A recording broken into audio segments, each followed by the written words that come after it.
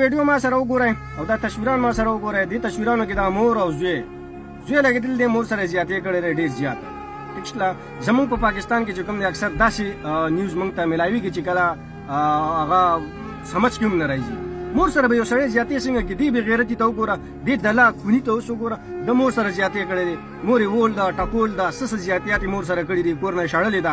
خو لهذا زما د درخواست چې د باندې ښه سختو نه سخت عمل وشي چې دوباره داسې زوی خپلې مور سره چې کوم دی داسې څه حرکت ونه کړي. ته مور په 9 میاشتې خپل په خېټه کې ساتلی، 9 میاشتو نه بعد چې کله ته پیدا شې ستا دا سوړه یې وینځلې ده، سوړه کونه یې دله وینځلې ده، غول غوشان یې دله وینځلې دي. پنچو د مور سره یو سړی زیاتې کړي هغه جهنمي دی.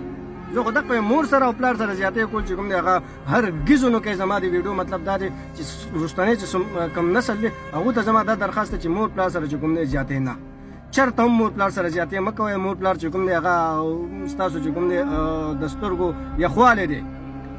مور چې کومه ده هغه جنت دی، جنت د مور د خپل لاندې جنت دی.